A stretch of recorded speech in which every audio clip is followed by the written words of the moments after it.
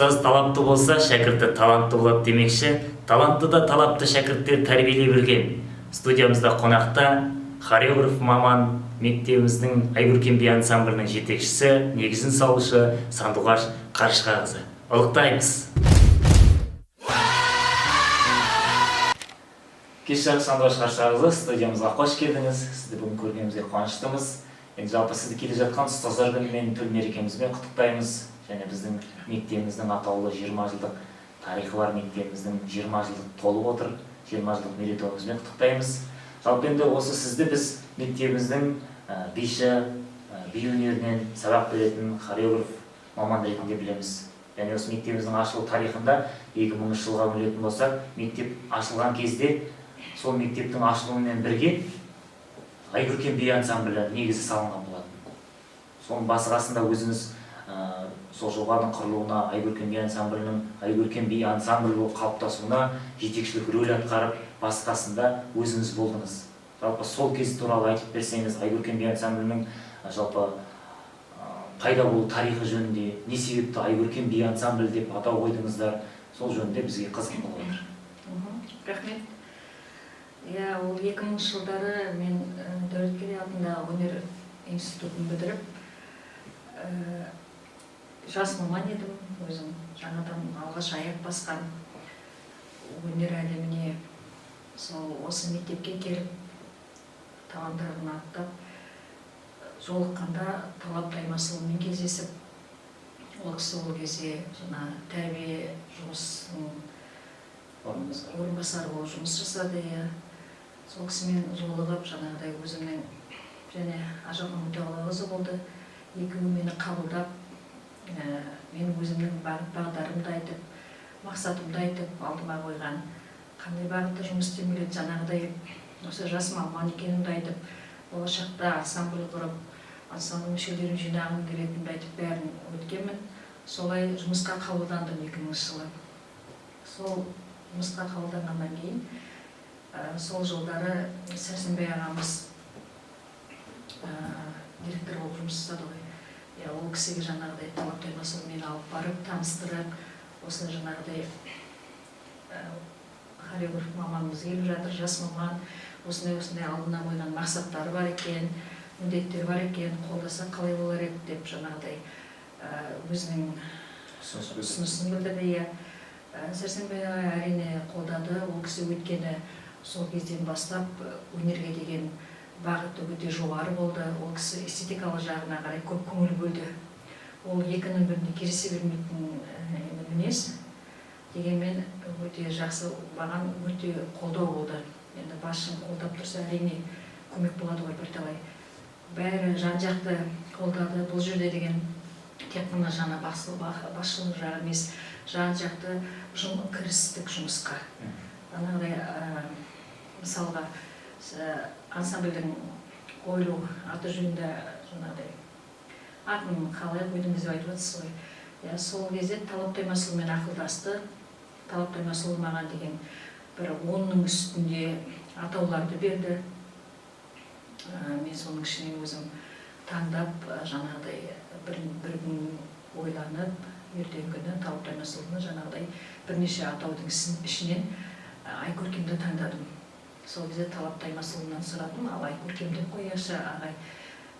Егер Айкөркем деп қойсақ, сонда қандай мағына, қай жағында, қалай мағына беріледі ол деп, енді артына бәрі сай болу керек қой. Сол кезде ол кісі жаңа Айкөркем айдай жарып, бастаған бағытты, бағдарларыңыз, жұмыстарыңыз көркем болсын деп, сондай бағытпен жаңағыдай ырымдап, солай айтып өтті. Өте әрине қуанып жаңағыдай өзім жас маманмын, қуанып қабыл алып, жаңағыдай берген баталардың бір жағына жаңағыдай бағыт-бағдарының бәрін мағыналы болғанын өте қаладым өз басым. Содан жаңағыдай ансамбльден 5-ші сыныптан ары-қарай 5-ші буыннан ары-қарай орта буын ғой. Ансамбльде қыздар жинай бастадық. Ол қыздар жинағанда әрине барлық қыз баланың жаңағыдай таңдау жасаймыз ғой, енді таңдағанда жаңағыдай іріктеу жасадық.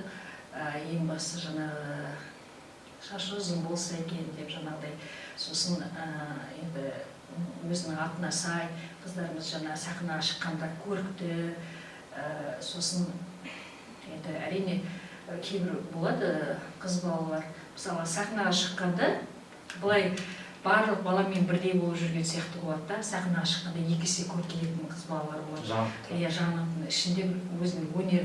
Солай таңдадық, таңдау жасадым. Жаңағы қыздарымызды таңдап, ішінен, баланың ішінен, сол 12 қыз бала таңдап алдым. Бастапқыда 12 қыз бала. Алғашқы құрам 12 қыз балалар басталды. Дейтұрғанмен де былай да енді топтар болды. Жалпы балалармен жұмыстандым, жалғыз 12 қыз емес, бірақ 12 қызбен артығырақ жұмыс істедім мен, көбірек. Өйткені оларды мен жаңағы сайыстарға дайындадым, алдым заводыне. Және ол кезде енді қаражаттың да жағдайына қарадық, өткенде 12 қыздың енді мен мысалы одан көбірек алсам, оларға енді жаңағыдай қазақ ұлттық киім тігілу керек, сәукелесі бар дегендей, оған аяқ киімі бар дегендей, сол 12 қызға тоқталдық. Содан сол қыздарымызды тәрбиелеп, бірталай сол жетістіктерге жеттік. Мектептің ішіндегі шараларда қалалық, облыстық және де шаралар, одан қалса жаңағыдай сайыстарға, Астанада, басқа қалаларда, Киевте болды, сондай бағыттармен бірталай жетістіктерге жеттік. Бұл және бір айта кетерім, мен жаңағыдай би қояр кезінде музыканы таңдаймын да, сосын соған қандай костюм болады екен деп, жаңағыдай киімін қалай жасаса екен деп, соның жаңағыдай сән бағытына беретін жұмыста, жаңа еңбек сабағына беретін мұғалімдерімізге Мариям апа, Эльмира апа бәріне барып ақылдасып, Мағрипа апай бар, ақылдасып, жаңа ортаға салып, музыканы тыңдатып, жаңағыдай ескесін салатын едік. Қастарында отырам. Сол кезде Мариям апамыз жаңағыдай бағыт бағдарын айтып, ескесін салып, жан-жақты бәріміз талқыға салып, одан қалса тағы да жаңағы біздерде деген бәрін мысалға ала өтсек, Дала сазы деген биіміз бар. Бұл биде костюмді жаңағы еңбек сабағына беретін апаларымыз көмектессе, ескесін сызып, ал жаңа құмыраны ағамыз марқұм, қазір ол кісі өмірден өтіп кетті. Серікқали ағамыз жаңағыдай құмыра өзінің қолынан ағашқа деген Сәрсенбай ағайға кіріп, осылай құмыра жасайық деп едік деп, ағаймен Серікқали ағаймен бірге кіріп, ағашты размерін айтып, жаңағыдай өлшемін айтып, осындай болады, осындай алайық деп едік деп, Сәрсенбай ағамыз қолдау беріп, жаңағыдай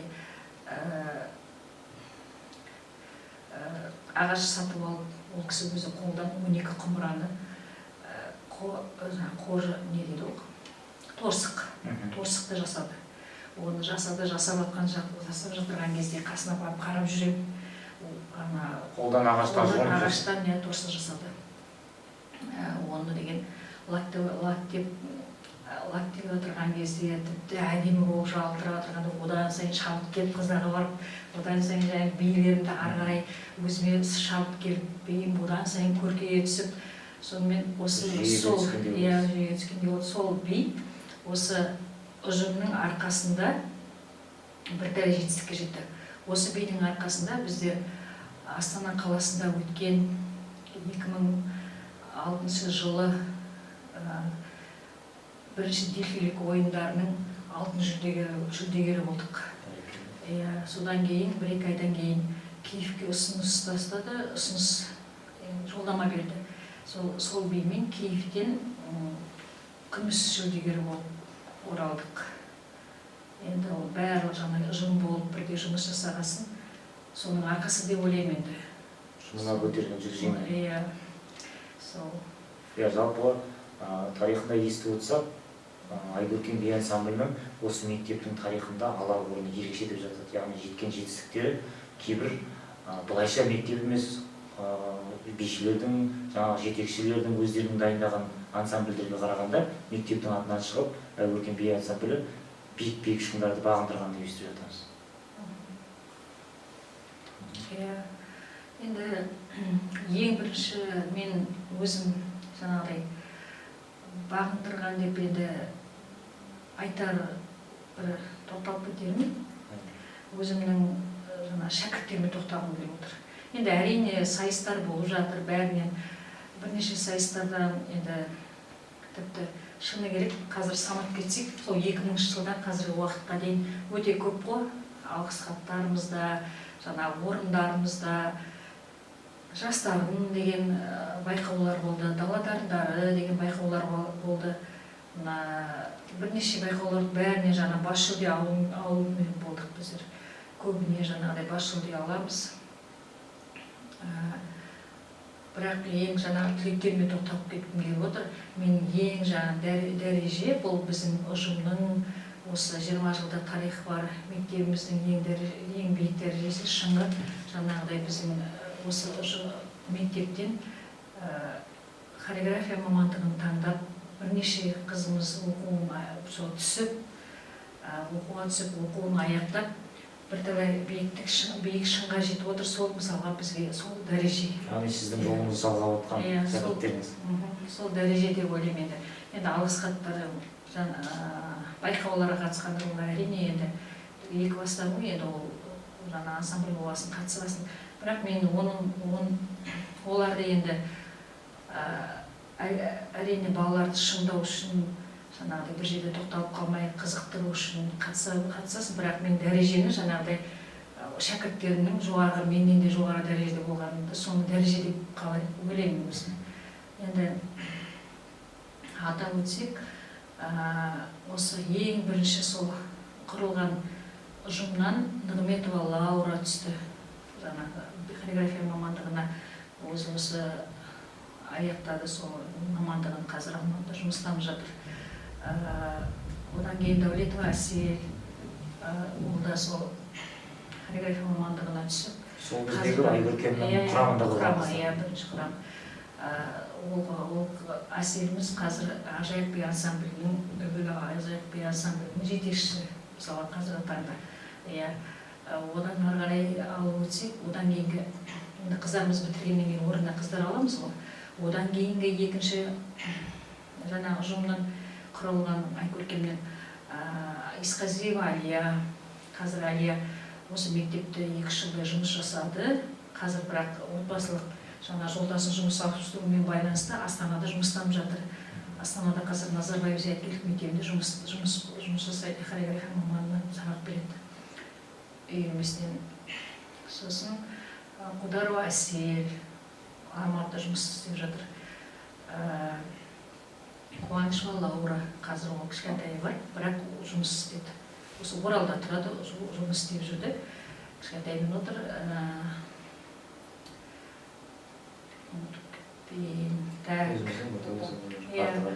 Артығалиева Ботагөз Маратқызы деп айтайын. Ботагөз Маратқызы қазір ол 2015 Ботагөздің мысалы оған дейін айтып өткен түлектерімізді алсақ, олар енді жаңа орта буыннан бастап келді ғой. Ботагөздің орны бөлек, ол деген 6 сыныптан бастап, 6 жасынан бастап қатысты. 6 жасынан бастап қатысып, 5 жастан кете 6 жасқа жақындағанда сол есіктен сығалап қарап жүреді, би үйретіп жатсам қыздарға. Соны қарап жүреді, сосын қатысқысы келіп, содан дәліп бір күні кіріп қатысам деп қатысты. Содан бастап биледі. Өйткені анасымен бірге жүретін еді, анасы деген осындай еңбектен сабақ берді. Сол қатысып 6 жасынан 11 бітіргенше қатысты. Сол мына 11 оққанша қатысты. Біздің мектебіміздің 10 жылдығы болғанда Ботагөз 11 сыныпты бітірді. Содан кейін 2015 жылдары Ботагөзіміз жаңа оқуын бітіріп, хореография мамандығын қызыл дипломға бітірді. Содан кейін осы сол жолымызды қуып, қазіргі таңда екеуміз осы ансамбльде бірге жұмыстанудамыз. Осы мектепте жұмыс істейді қазір. Шәкірттің жетістігі, ұстаздың жетістігі. Рахмет, бірге жұмыстанып жатырмыз. Сол үшін өте қуаныштымын. Енді соған жетер шын бар ма енді? Шәкірттің осындай биік шыңдарды алып жатқанда, соған жетер ешқандай жаңағыдай сайыстың бәрінен гөрі сол шәкірттің шыңы жақсы сияқты еді. Сол шыңға жеткені. Сіздің жете алмаған арман мақсаттарыңызға шәкірттеріңіз жетіп жатыр. Соның өзі бір бақыт. Әселдің өзі енді мысалы жаңағыдай үлгі ансамбль үлкен, былай қарасаңыз енді ғажайып бір ансамбль халықаралық деңгейлерде жыл сайын өнер көрсетіп жүр. Қаншама елбасымыздың алдында өнер көрсетті барып, оның бәрі деген өзінің қойған қойылымдарымен шығып жатыр. Соның бәрі енді мен үшін реже ғой. Қалғанда қыздарымыз жұмыстанып жатыр бәрі де.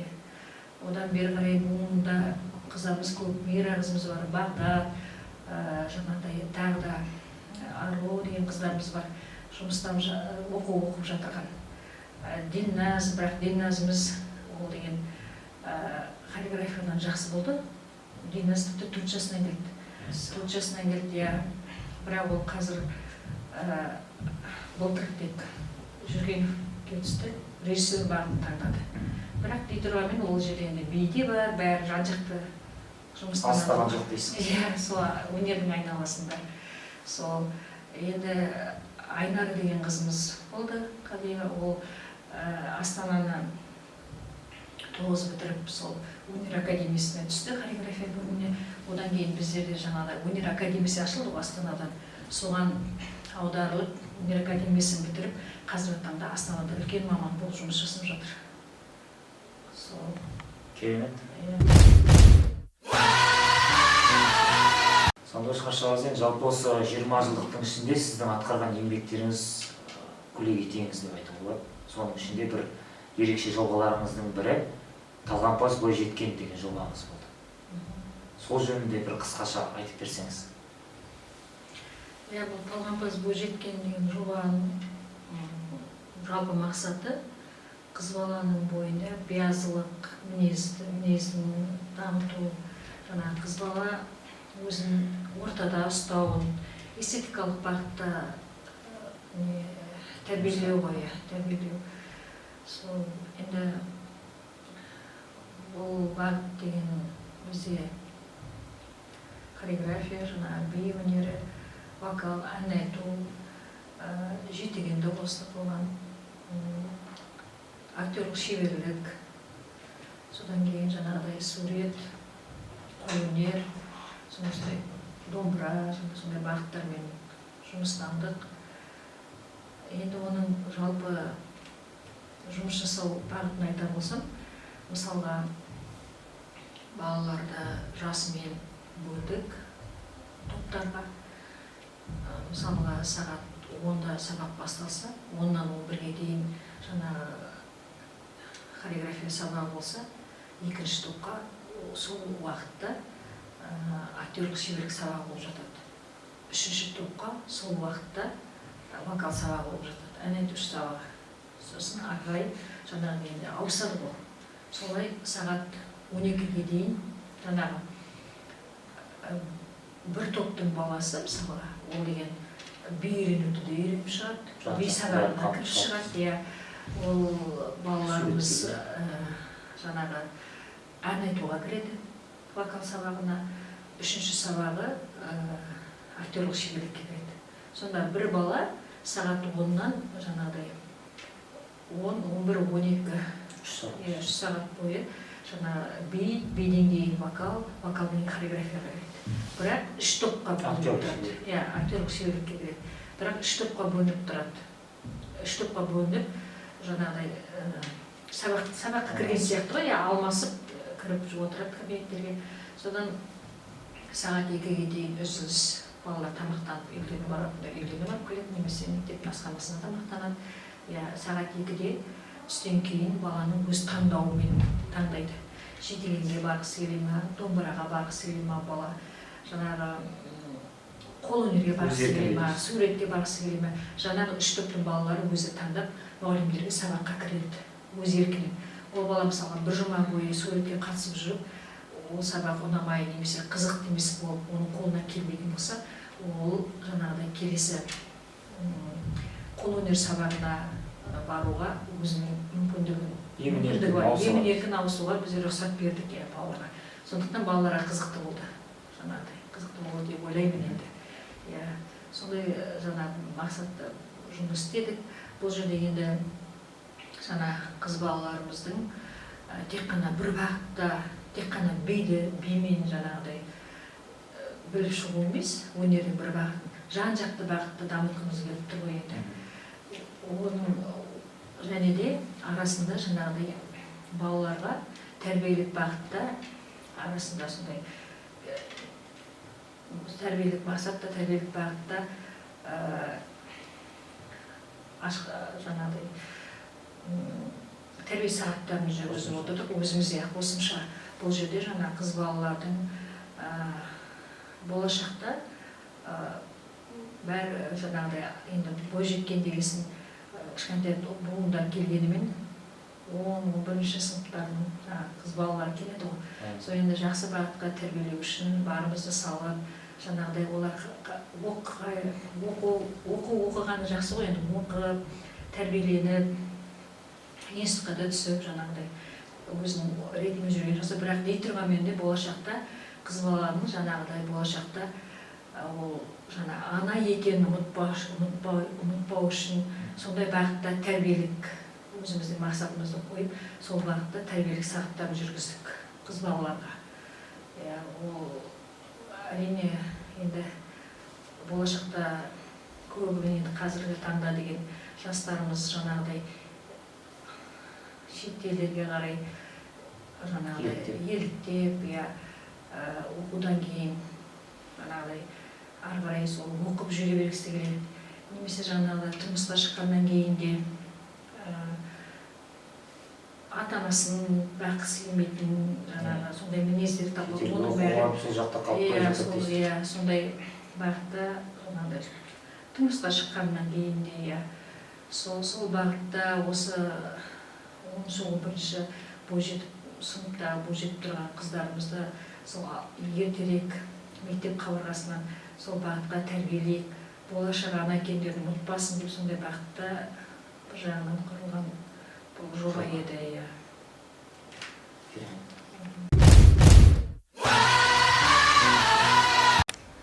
Шалдаш қашағыңызды студиямызға келіп, өз уақытыңызды бөлуіңізге көп рахмет. Сізге алдағы уақытта шығармашылық табыс тілейміз. Осы шәкірттеріңіздің жетістіктерімен, жеңістерімен марқайып, мақтанып отыра беріңіз деген тілек білдіреміз. Енді сізден де бір керемет тілек болсын. Ұстаздар күні келе жатыр, 20 жылдыққа орай өзіңіздің бір жүрек жарды лебізіңізді арнасаңыз. Рахмет. Құрметті әріптес ұстаздарым, бүгінгі мына біздің мұғалімдер күнімен бірге тұспа-тұс келіп тұрған 20 жылдық мерейтойымыз құтты болсын. Осы 20 жылдың ішінде жеткен жетістіктеріміз жалғасын таба берсін. Рахмет. Студиямызда қонақта болған Айбөкен би ансамблінің жетекшісі, жалпы осы мектебімізде би жанрынан керемет жетістіктерге, шыңдарға жетелеп жүрген Сандуғаш Қаршығағызды ұлықтаймыз да келесі кездескенше аман сау болайық.